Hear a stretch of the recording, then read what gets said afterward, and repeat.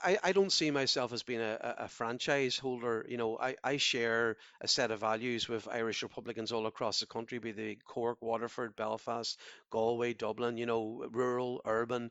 We're all different. We all have different needs but we have a shared vision for the country. Obviously, we want to see a new Ireland, a united Ireland. We want to see strong health services, public services.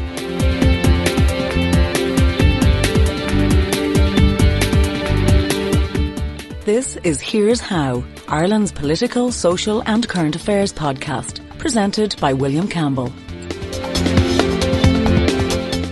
Thank you for downloading episode 170 for the 18th of January 2024.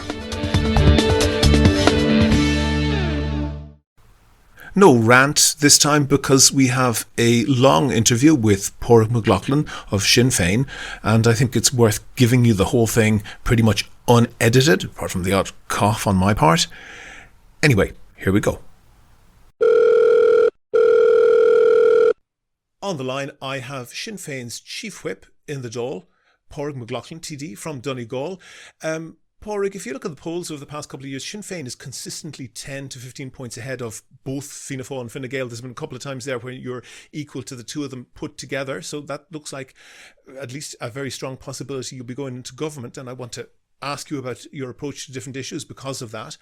One area that the current government, I think, has failed miserably on is the housing crisis. Some people on the left in Ireland say, in fact, there is no housing crisis, that it's a rental crisis, and the only problem is inadequate regulation of the rental market. On the other hand, there's research from the Housing Commission, which was reported in the Irish Times. It says that Ireland needs 62,000 new homes built every year until 2050. Which of them is wrong? Well, I think it's a combination.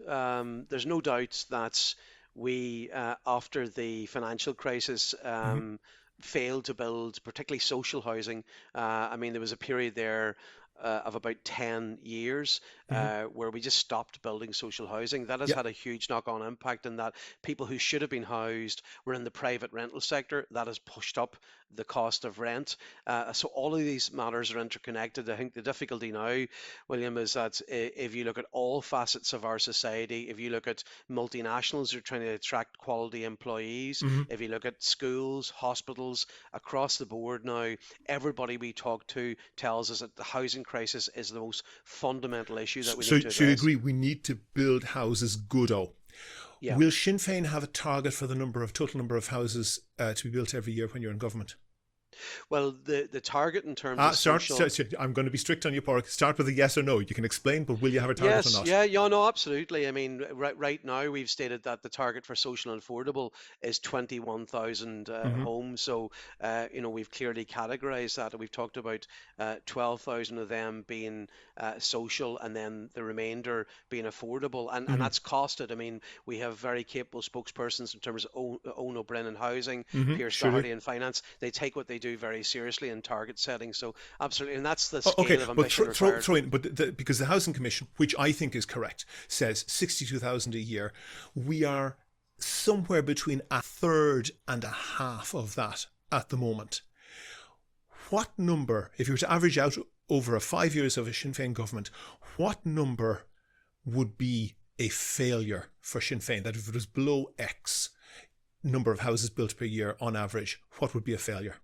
Well, you have two areas here. You have the responsibility of government to deliver public housing, so that's social and affordable, and then you have the private sector. And our job fundamentally in government is to deliver on the targets that we've set, which are 21,000 social and affordable. If you look right now, sure, but one way you could deliver that is by cannibalizing the private sector, and you end up with the same number of houses. And I think people who are getting well into their 30s, whose entire lives are on hold because they're living with their parents. They can't get married or start a household. They literally can't have children because they can't get the accommodation. They don't really care who built the house. What they care about is whether they get a house. And if you achieve that social and affordable target by just reducing the number of private builds, that doesn't really help anyone. Total number, what's the target? No. Just to be clear now, Hmm. when we talk about the type of families that you're talking about, I mean, for example, Hmm. the Society of Chartered Surveyors Ireland, in their recent report, revealed that in Dublin you'd have to earn €127,000 to be able to afford a basic three-bedroom semi-detached house, and I Hmm. think that's that has to be the basic home that we want for our families. Yep. In somewhere like Donegal, it's €85,000, and I can tell you in Hmm. Donegal, very few families earn that type of money. So that's why we talk about affordable housing, intervening in building on publicly owned land, Sure, but doing hold that. on, hold on for a second with that part, because there's a whole number of different schemes, which are things like helping somebody to get a deposit together, or people suggesting that there should be some banking regulation whereby the rent that they're able to pay should be used to assess what mortgage they can pay, and people saying that they're paying more in rent than they would in mortgage. The thing that all of those have in common is that they rejig, perhaps they don't, but they rejig who gets the houses. If you essentially use a tax break or some other mechanism like that to give Johnny a leg up to buy the house, what that means is that he's able to outbid Mary. That's essentially what's happening. And that is a zero-sum game. And I would be enormously critical of people like the housing minister, O'Brien, who is essentially tweaking with these. And they may be populist, and there may be people out there who said, well, I couldn't have bought the house unless I got this grant or that grant. But the bottom line is that averaged across society, what that actually means is just that people are able to go further into debt to buy the house. The sum of the individual solutions is different to the total solution. Would you agree with that? Yeah, I think that there's no doubt that Darrell O'Brien's approach in putting in place these various schemes for first home buyers, he was warned about this, that it Mm-hmm. would drive up housing prices, and that has been proven absolutely correct. If you look now across Yeah. Europe, If there's 100 houses and 110 people, and the 100th person has X amount of money, that's the 100th person gets the house and the 101st doesn't. If you give everybody 20 grand more, what you've just done is you've put up the price of every house by 20 grand, and there's no other difference. And that's essentially just a taxpayer money going straight into the pockets of developers. Will you commit to abolishing those schemes? yes, I mean, Owen O'Brien, our spokesperson, has been, deeply critical of that. And as I say, if you look at the landscape now across Europe, Mm-hmm. the rising interest rates have meant that house prices have come down pretty Mm-hmm. much all across Europe, Mm-hmm. except in Ireland. And I think that's the approach of Darrell O'Brien has failed in this regard. Our approach is to focus on genuine, affordable housing Mm-hmm. and cost rental, and key targets to deliver that. So what we're saying is, if we get the opportunity to be in government, we will undertake the biggest programme in the history of state. We have a big focus in that area of social and affordable and cost rental. Okay. Can I give you a compliment? Yes, please. I don't ever argue with that. Not only yourself, but other people, particularly Martin Kenny, have been very outspoken on travellers' rights. Sinn Féin, I think, is seen by some as a populist party. I don't know. I don't want to get into labelling. I don't know if you'd fit that mould exactly, but I don't particularly want to get into that. But it is absolutely true that, you could have taken a position that maybe some other people take, that, and not taking that maybe has cost you votes. Martin Kenny had his car burnt out for his trouble, and at a time when the car was right beside his house where his family was inside. That's a terrible thing to happen for anyone. You won't get any politician explicitly supporting that type of violence, but there's plenty of politicians out there who are saying things along the lines of, of course we're in favour of traveller accommodation, but it's just not suitable for my constituency, that sort of thing. Politicians who are doing that are winking at racists, aren't they? I think we have a responsibility to listen to communities, to talk to Sure, yeah, communities. but rich people who are representing other rich people in fairly wealthy areas of the country, who have come up with pretty spurious and tenuous reasons to object to halting sites, for example, it's not a good look, is it? Yeah, I mean, like I am of traveller heritage I know. myself, Yeah. and I even though I wasn't raised, I suppose, in a traveling community environment, I Hmm. was raised. My family had settled before I was born, but I felt a responsibility to say it, and that also to say that I'm from the settled community, Hmm. but I am of traveller heritage. I understand the wall of distrust that has been there, the irresponsible and leadership and lack of leadership that have been there historically, that creates a misunderstanding. So I think there's a huge job of work to be done to break down those barriers of distrust, to talk about what is the traveling community, what is their heritage, what is their place in our history. I mean, we have the Commission on Itinerancy, which was a shameful and scandalous report in the 1960s, which set the scene for decades and basically said that these people are a problem. That there was, their history was to be diminished, destroyed, and that has proven to be a huge mistake. To switch topic perhaps for a moment, legislation has been passed to reduce Ireland's carbon dioxide emissions. There are different requirements for different sectors. So the electricity sector is required to reduce its carbon dioxide output to 75% below its 2018 level by 2030. We have 6 years to achieve that. Transport needs a 50% reduction. Agriculture is getting a 25% reduction. That's remarkable because agriculture on its own is nearly 2/5 of the total CO2 emissions. Does Sinn Féin support all of these requirements? We support the targets. Targets or requirements? No, we support the targets. I think the issue we have with government, and this is where there has been very serious failing, is that we believe in the carrot more than the stick approach. If you want to change practices, if you want to change behaviours, if you want to achieve it, you have to. For example, the farming community. We have huge tracts of land that could be used for solar projects, could be used for renewable energy projects. You can create an incentive, a financial incentive for people to change behaviour. If you look around, we're surrounded by... Pause that for a second.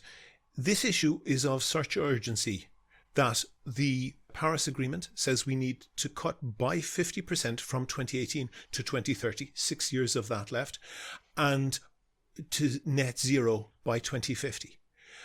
Are there enough carrots out there to get people down even to the 2030 target?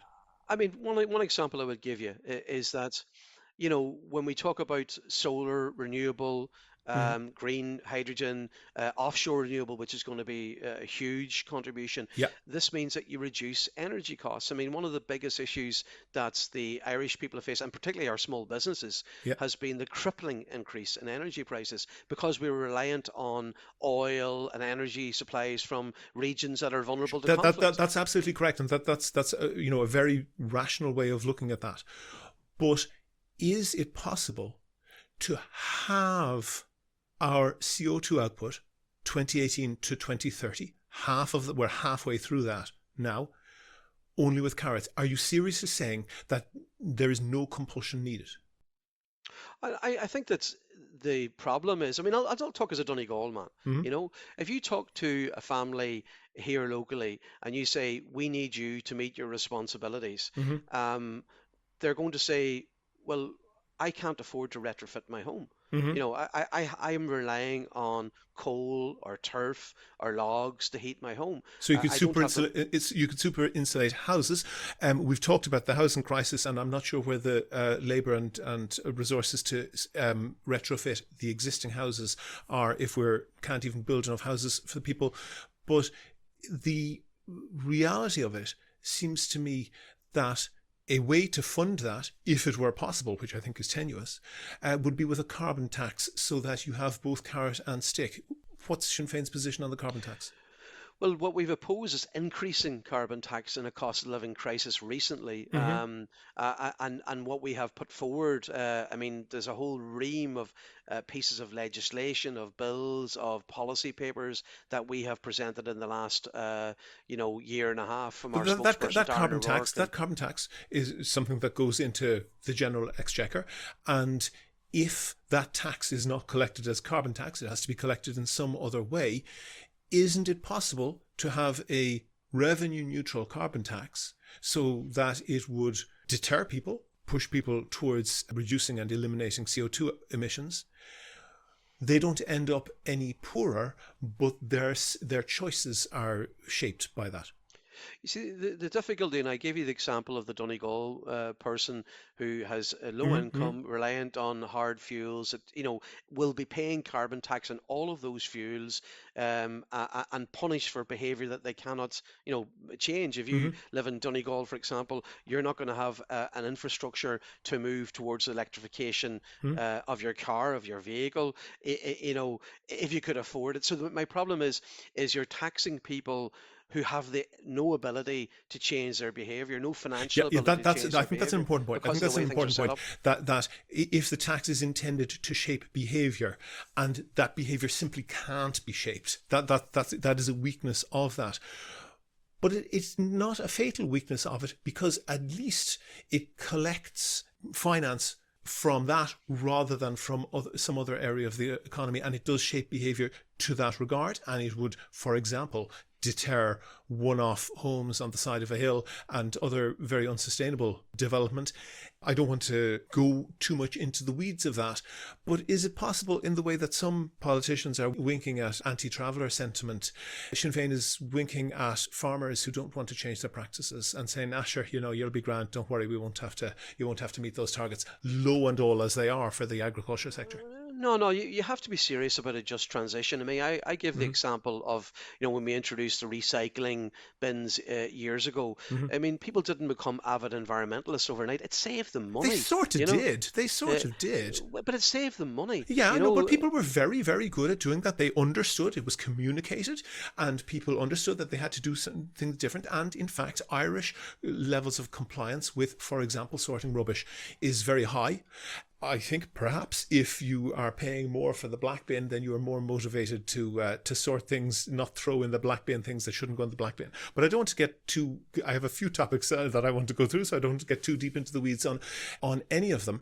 I mentioned there that Sinn Féin has taken, sometimes a courageous positions on some issues. And Sinn Féin has been, I think, partially, but only partially correctly, been compared to some of the maybe right-wing populist parties on the continent. I think there's a partial validity to that, but I wouldn't say that they map exactly. But the one thing that I think is relevant there is that the demographic of people who vote for example, the AfD in Germany and for Rallye National, the former National Front Party in France, the demographics are very, very similar. And would you be fearful that one of the reasons that Sinn Féin is successful on that is because you haven't been tested? Those parties, AfD, National Front, are up against incumbent parties who have perhaps a more left-wing outlook, but have been in power. Sinn Féin might have that more left-wing outlook, but it hasn't been in power.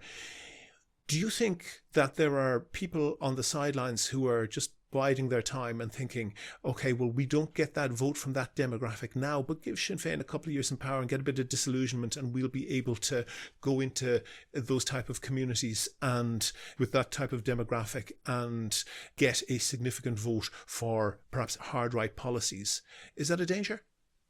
Well, I think in Ireland we've been fortunate, uh, perhaps uniquely in Europe, not to have a strong hard right political party Mm-hmm. established here. But it's important for all of us not to be complacent, and it's important to listen to the concerns of communities. I mean, my approach to politics, and I know it's the approach of my colleagues across Sinn Féin, across the island, is to identify the problems that our society faces and try to come up with solutions. And as I said earlier, we've been fortunate, particularly with the likes of Owen O'Brien and Pierce Doherty, Mm-hmm. who are very, very focused You're on name problem checking them, you solving. know that they're popular. Yeah, but in fairness, like they're very serious people, in terms of what needs to be done. I mean, Pierce Doherty, as our finance spokesperson for years, has focused on a costed alternative budget. Mm-hmm. So everything we say we will do, we provide evidence of where we'd find the money for. So if we say we're going to deliver 3,000 hospital beds over the next 3 years, we demonstrate where the money comes. If we say 21,000 social affordable housing, we show where the money comes from. So there is a responsibility. So for me, it's straightforward. We may get our chance after the next next election, the people of Ireland will decide. And one huge area for us is going to be housing. We are Hmm. absolutely determined to turn around the housing crisis. Health, of course, climate, just transition, energy independence. They're the key areas. And of course, pushing on for a United Ireland. Okay. And just at a personal level, how are Sinn Féin politicians different from politicians from other parties? Well, I think that's, because we haven't been part of the traditional political establishment, Fianna Fáil and Fine Gael, one of them has been in government in our state for all of these years. I like to believe that we'll bring a fresh approach. Hmm. I think we have a sense of urgency, a sense of ambition. Maybe we haven't been ground down by being part of that system of government. To a Time will degree, tell. haven't had to make hard decisions. Well, we're looking forward to making hard decisions. Obviously, if you look at the North, we've been in government in the North and we've made hard decisions. We've reached across huge political divides there. But I'm around, I'm a public representative, William, for over 20 years. Hmm. Like, I do not want to sit on the sidelines anymore. I want to be in government. I want to give Sinn Féin the opportunity Okay. to change the issues that are of importance all across the country. Okay, okay. One thing that I know is just at a personal level different for Sinn Féin representatives is that there's a number of undertakings that candidates are required to sign before they're made officially Sinn Féin candidates. One is to covenant a pretty large whack of your salary to the party, which makes the party quite rich. That has run into difficulties with donation limits, and the Sinn Féin have sort of wriggled around that and have TDs, I think, officially personally paying for party expenses, which comes within that. Sinn Féin, I think, representatives or candidates also sign an undertaking to resign their position in certain circumstances if they leave the party or if they're expelled and so forth. And those things absolutely don't happen in other parties.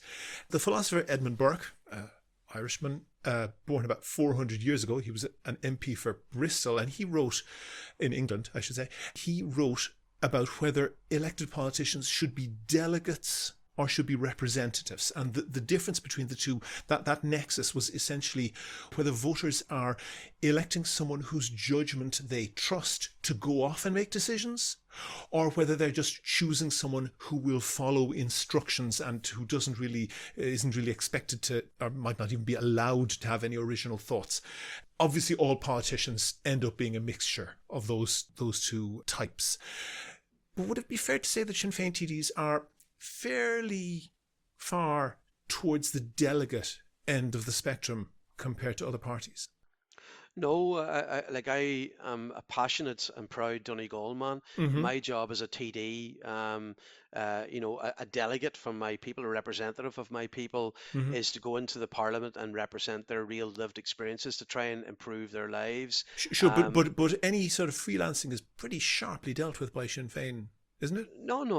I mean, what I would say to you is, I suppose I always compare it with a football team. I mean, if you ever want to achieve anything in life, you have to have discipline, you have to have a shared goal, a sense of the team, a sense of cohesion. Mm-hmm. And I think that is part of our success, is that we have had people who all across, be they councillors, TDs, MEPs, Sure, I'm MPs, not disputing that, but compared to different parties fall on different, if you make that spectrum between delegate and representative, different parties will fall in different spots on that. I think it is fair to say that Sinn Féin is maybe a bit closer to the delegate end than most of the other parties. No, I think we have a discipline about what we do. We take what we do very seriously. Yeah. We obviously. But I mean, it's not necessarily an accusation, but in comparison to other parties, that is the case, isn't it? Well, I would say this. You can call it discipline. You can represent it positively. I'm not saying it's a negative thing necessarily. I don't see myself as being a franchise holder. I share a set of values with Irish Republicans all across the country, be they Cork, Waterford, Belfast, Galway, Dublin, rural, urban. We're all different. We all have different needs but we have a shared vision for the country.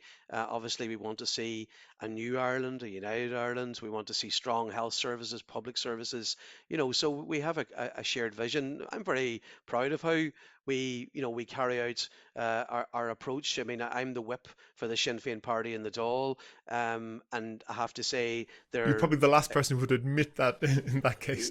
Yeah, look, it's not a hard job. The people I work with share our vision, our dream of what we want to do, Okay, and we I just go understand. I about doing understand it. that because one thing that is notable is that Article 4 of Bunnock and Heron talks about ministers and their duties, and there's also the Ministers and Secretaries Act from literally 100 years ago, and this says that ministers are accountable and answerable only to the Dáil, and it would be unconstitutional for you could well end up being a minister in the next Dáil or any other Sinn Féin minister, to put yourself in a position where you have to get permission from your party to carry out any of your ministerial duties. You're aware of that, I'm sure. And the reason I'm asking this is because you'll be aware, your party colleague, Martin O'Mullor, was the finance minister in Stormont.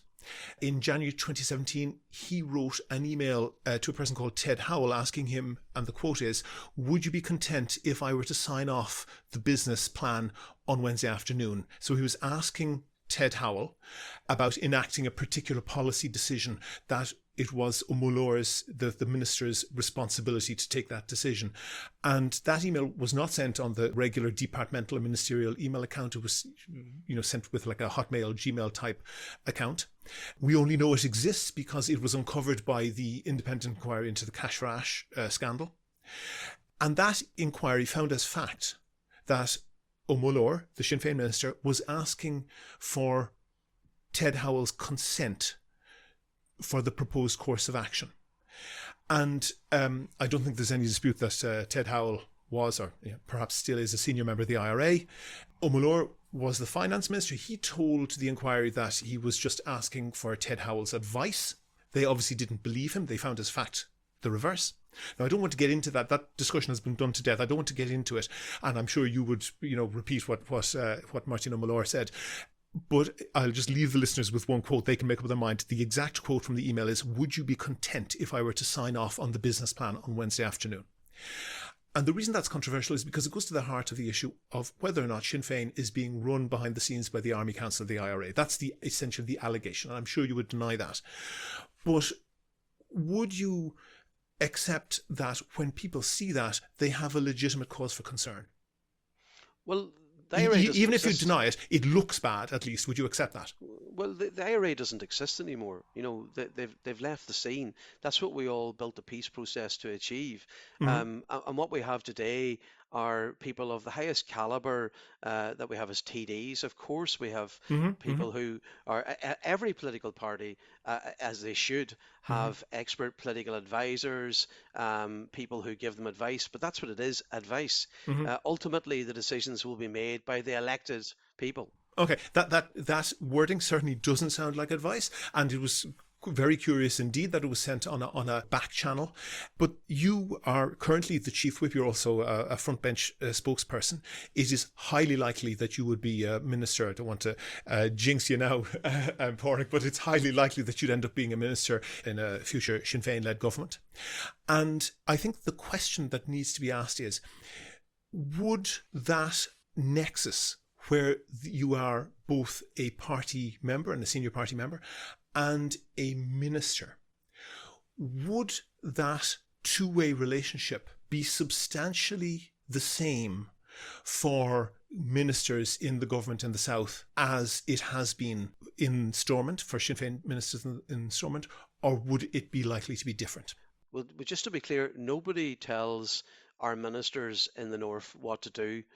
They make the decisions. They're elected by the people. They make the decisions. And nobody will tell our ministers, if we're elected into government in Dublin, what to do. The elected ministers will decide. Would you accept, given Article 4 of the Constitution, that, which of course does not apply to Stormont, but if that communication had been made by a minister in the South, in the government, in the Republic, that would certainly be a prima facie case that was a breach of that constitutional requirement? Well, people can take whatever interpretation they want out of the communication between Martin O'Mullor and Ted Howell. Yeah. They can take whatever interpretation. What I'm saying to you very clearly is that Sinn Féin ministers elected across the island of Ireland. Obviously there have been elected in the north. Hopefully there will be in due course in the 26 counties to the Dáil and to the Oireachtas.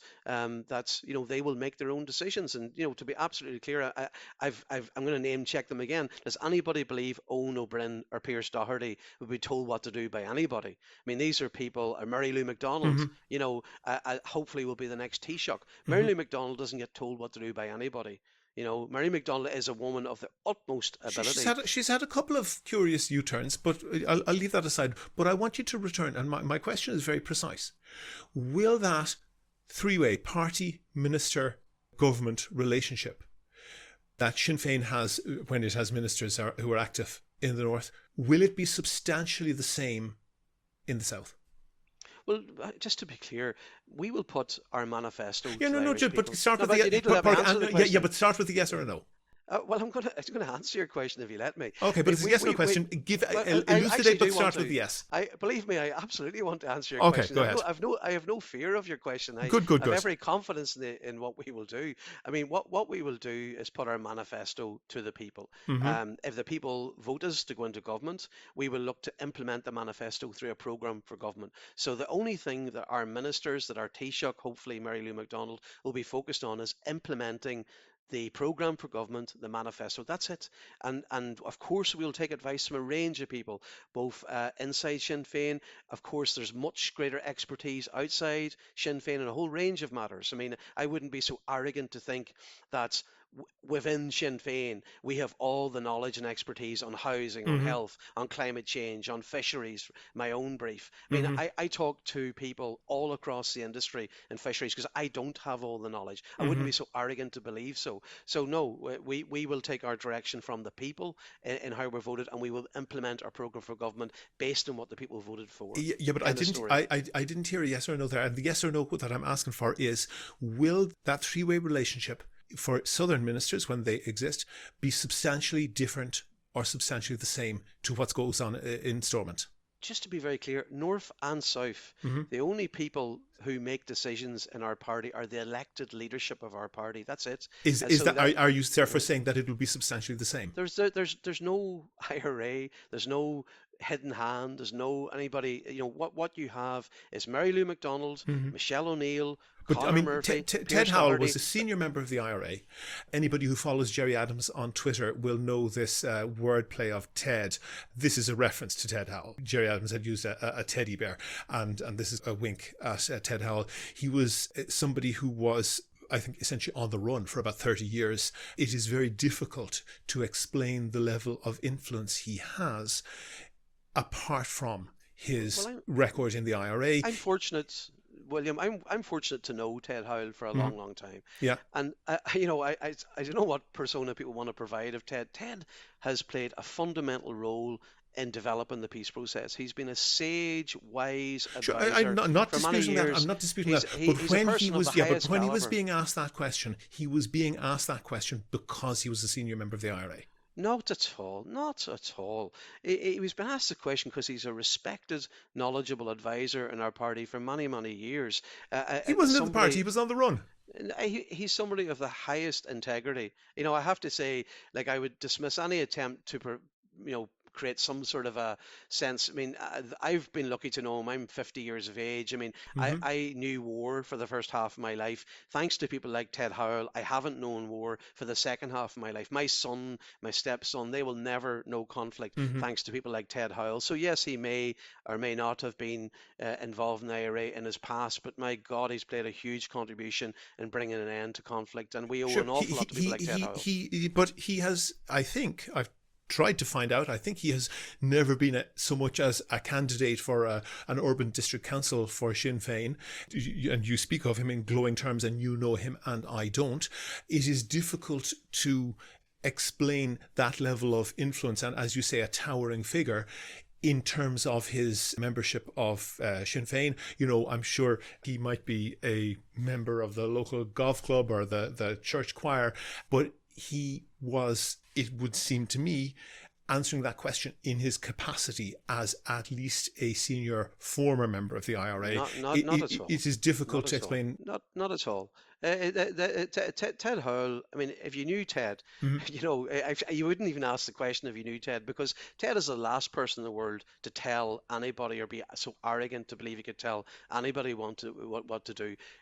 I've watched him for so many years at meetings where he would, he just, for me, it's the patience, it's the dignity in which he conducts himself, and just the sage advice that he's always given. So I'm absolutely convinced, and I know Martin O'Muller well too. Martin was a formidable minister, and I don't believe for a moment that anybody would have told Martin what to do, but he was also a person of consensus and respect, and I accept the explanation he gave for that communication he had with Ted, which was that he was seeking advice and cooperation on a very serious matter. End of story. Okay. In March 2022, which is coming up on nearly 2 years ago, Sinn Féin deleted vast swathes of its website, particularly including dozens of statements about Vladimir Putin and Russia that tended to have a rather more sympathetic view of Vladimir Putin than might be fashionable. So, for example, one of the comments deleted was Lynn Boylan's statement in 2019, so 5 years after the invasion of Crimea and eastern Ukraine, said that the EU was being overly confrontational against Russia.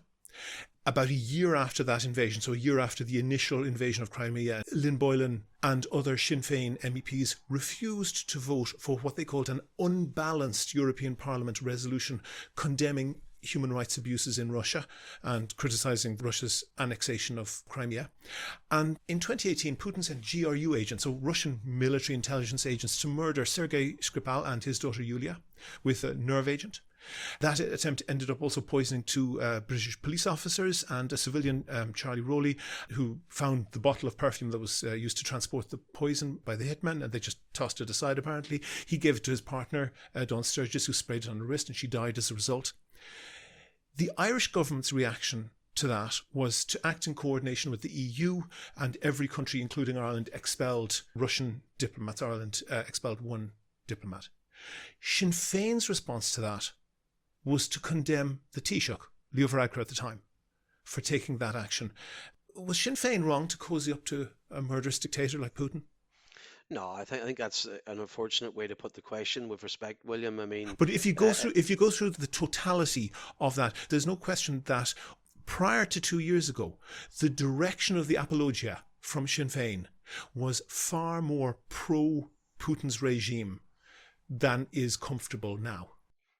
No, I mean, our perspective in terms of conflict resolution has always been one that the Irish state would have an independent foreign policy, that we wouldn't be allied to NATO, that we would seek to establish our place in terms of, honest broker, non-aligned to military partnerships, and to try to, be involved in genuine independent conflict resolution. So why refuse to vote for a European Parliament motion condemning human rights abuses in occupied Ukraine?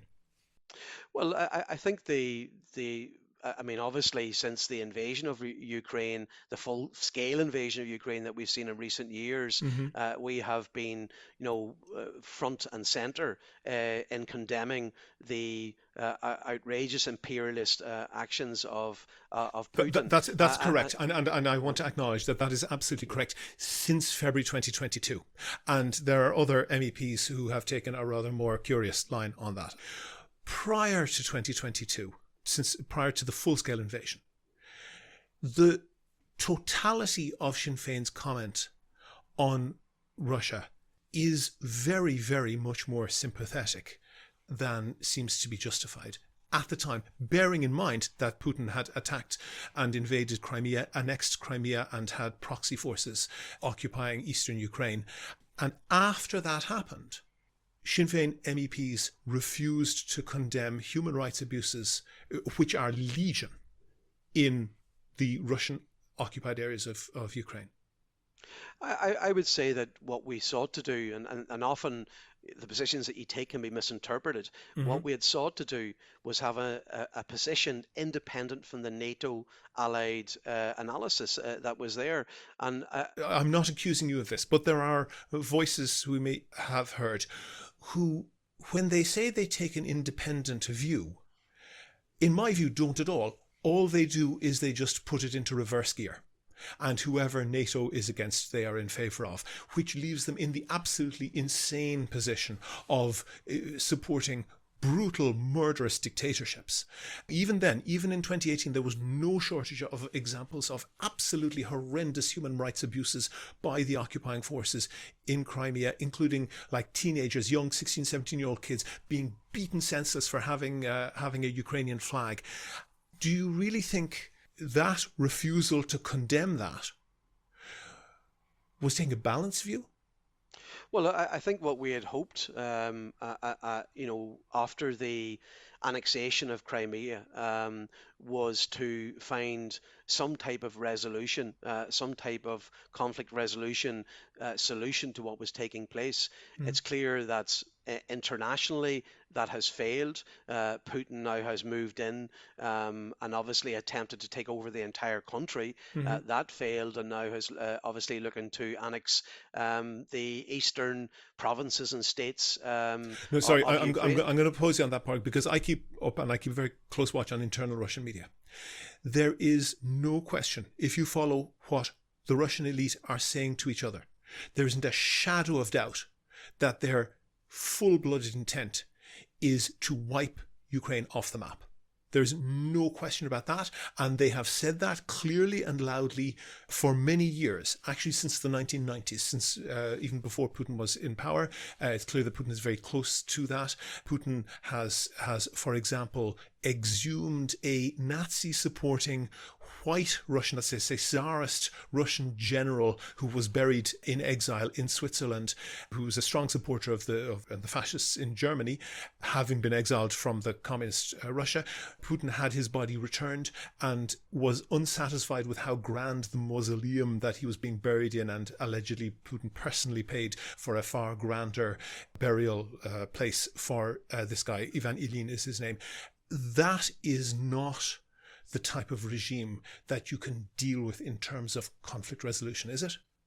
Oh, and I think where we're at now is we're in a very, very bad place, not just in terms of Russia, Ukraine. But yeah, the hints were coming. So, for example, at the time that your MEPs were refusing to condemn human rights abuses, the human rights abuses were, for example, local Putin loyalist leaders in places like Chechnya declaring essentially that open season on gay and lesbian people, that gay and lesbian people could be murdered without any judicial process whatsoever by their security forces. Seriously, William, yeah. If you look at the response of the European Commission leadership, of many European leaders to the slaughter in Gaza, like, do you think there's consistency in foreign policy? No, absolutely globally? Not. But I'm holding you to a higher standard, and I will and I have tackled them on that when I speak to them. Your challenge to me is that we didn't follow the European consensus. No. My challenge to you is that your MEPs refused to vote for a resolution condemning those human rights abuses. And we may have been wrong, we may have been naive, but we had hoped for an approach that could resolve the conflict, the annexation of Crimea, the threats to Ukrainian sovereignty. That was our hope.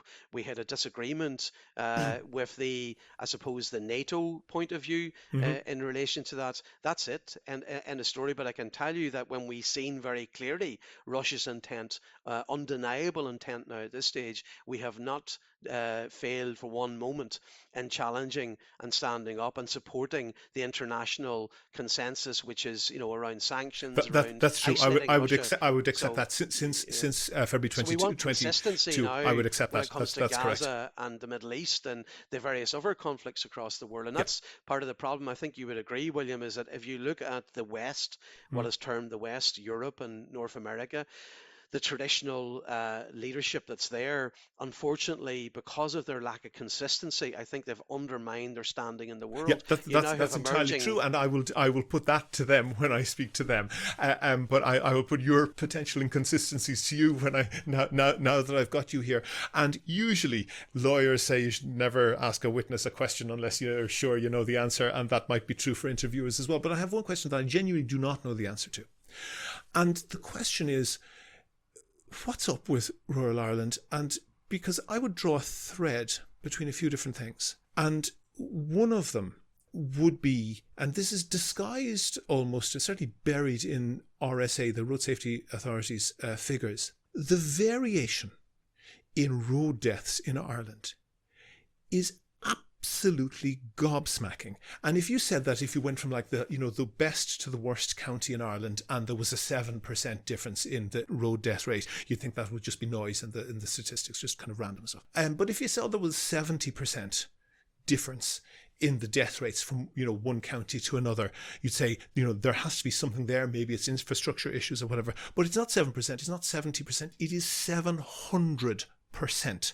from the worst county to the best. So if you take essentially the Pale, if they were an independent country, they would actually have the best road safety record on earth. Places like Donegal and other border counties have horrendous death rates that are akin to third world countries. In fact, if you die on the roads in Ireland, you are almost certainly in a BMW, not a BMW car, but the borders, Midlands and West.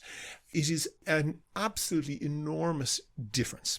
In addition to that, if you look at the demographics, it is overwhelmingly male. And if you think that, for example, if you're in a car accident, one reason you might be in a car accident is because you're careful and you crash into something. But of course, you might be not careful and something crashes into you. And that second situation, of course, is largely random. An idiot doesn't discriminate on who they crash into. And for that to leave an enormous bias in the statistics, about 70 or 80% male road deaths, very heavily concentrated in the under 35s. There has to be, I think, a sociological explanation there. And I'd throw in two other things as well. There is exceptionally tragic events, what are called family extinction murders. And that phrase kind of explains itself. And we have quite a few, too many to talk about, but typically where almost always male, perhaps head of household, kills themselves and the entire family. There's a very high correlation between these very high road death rates and those family extinction events. And there's other sort of rejections of authority, and you'd think of the former Quinn companies in Monaghan, Cavan and Fermanagh. And, you have a situation whereby, okay, Quinn, he gambled and he lost his company. He tried very hard to hang on to his money, and I won't comment on that further on legal advice. But the fact that you have huge public campaigns which are based on some sort of grievance culture that in some way them fellas up in Dublin are responsible for this, and all the way up to kidnapping and torture of one of the executives. To me, all those things might be entirely unrelated, but it does seem like there is a sociological difficulty with young males in BMW counties, quite rural areas. Do you have any, you live in Donegal. Am I connecting things that are entirely unrelated? Well, I'll tell you a story. If you go back to the 2000s, there was a period in the Inishowen Peninsula, which is a population of about 40,000 people, where we had lost 25 young people under the age of 25 in 18 months. I'll say that again, it's astonishing. Yep, 25 young people out of what population? 40,000. Okay, 40,000. So that would be vastly more than all of the road deaths in Dublin, population well over 1 million. So you're going back to the 2000s, about 20 years ago, okay? But the reason why I say that is there was then a concerted effort with the Road Safety Authority, with local authorities, the councils, particularly aimed at young people, and that was hugely successful. We actually got road deaths in Ireland down to some of the lowest in the world in recent years. No, it is the lowest in the world because you're mixing up two different areas. One is the urban east, essentially, with phenomenally low levels, and other but areas look at the road with... infrastructure with respect. I mean, if you compare the road infrastructure in the west of Ireland, And I mean, for Wicklow? God's sake, And rural Wicklow?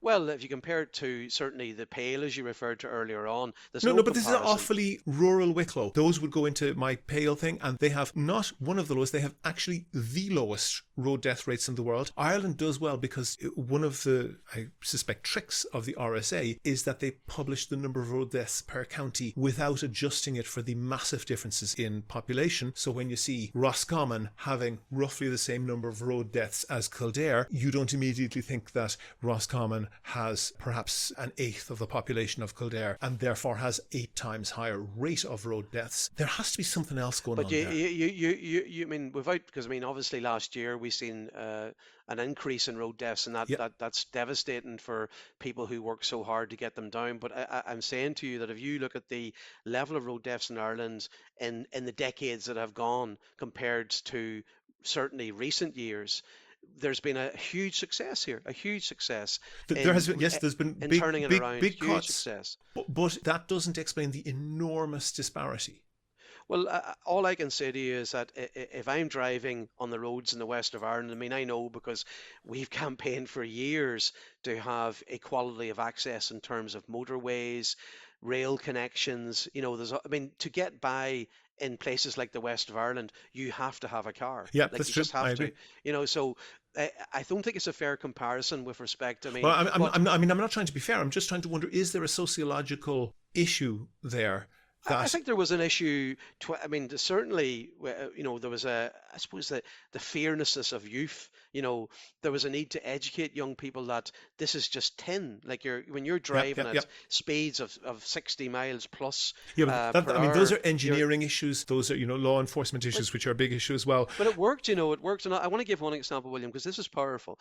The Road Safety Roadshow, what was that? That was basically people who were ambulance drivers, Gardaí, surgeons in hospitals doing a play that was really hard hitting about the reality of what happens when something goes wrong on a road. And then it ended up with somebody who was in a wheelchair, paralyzed by a road accident. So we were really punching people hard. You know, the ads on TV, you've seen them all. You know, we were really hitting hard with people who had lost their children in road accidents. That's still now being pushed again, thank God, and, you know, to try and get people. So there's no room for complacency, but I wouldn't describe it as a sociological problem, but there's no room for complacency. And I can speak with authority about this. I've seen disastrous levels of road deaths in my own community 20 years ago that aren't there today. But unfortunately, there are people dying again, and we need to go back at it again. Absolutely.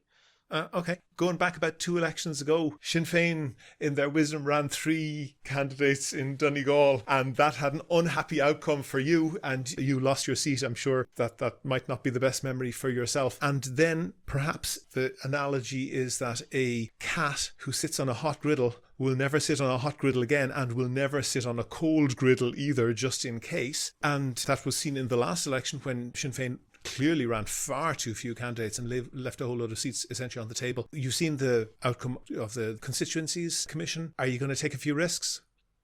Yeah, I mean, we're going to run the maximum number of candidates that we sensibly can. Like in Donegal, we'll run 3 candidates, and this time, obviously, we'll hope to elect 3.